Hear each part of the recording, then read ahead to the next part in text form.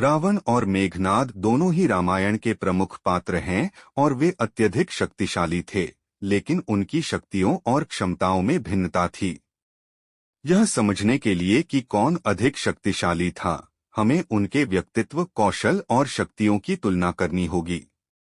रावण एक पृष्ठभूमि। रावण लंका का राजा था और उसे दशानन कहा जाता था क्योंकि उसके 10 सिर थे। वह एक महान विद्वान, शक्तिशाली योद्धा और शिवभक्त था। 2 शक्तियां। रावण ने ब्रह्मा से वरदान प्राप्त किया था कि देवता, गंधर्व और अन्य प्राणी उसे मार नहीं सकते।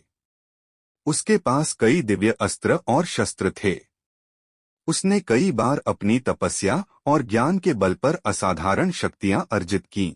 3 कमजोरी। रावण का अहंकार और स्त्रियों के प्रति उसका आकर्षण उसकी सबसे बड़ी कमजोरी थी।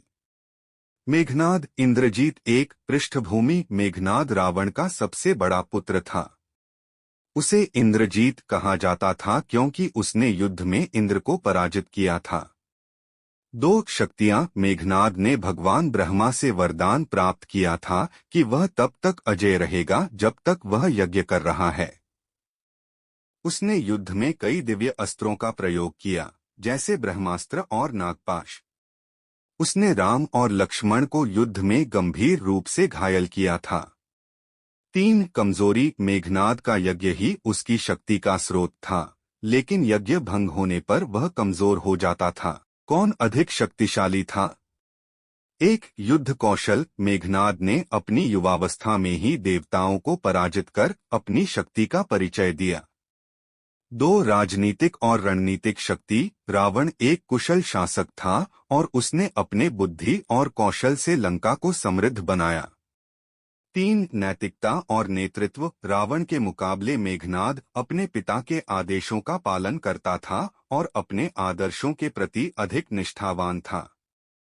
निष्कर्ष। रावण और मेघनाद दोनों ही अपने अपने क्षेत्र में महान योद्धा थे, लेकिन रावण अधिक शक्तिशाली माना जा सकता है क्योंकि वह न केवल एक योद्धा था, बल्कि एक राजा, विद्वान और रणनीतिकार भी था। हालांकि युद्ध कौशल और युवा ऊर्जा के आधार पर मेघनाद अधिक प्रभावशाली लग सकता है, लेकिन वह अपने पिता के समग्र प्रभाव और शक्ति के सामने थोड़ा पीछे रह जाता है।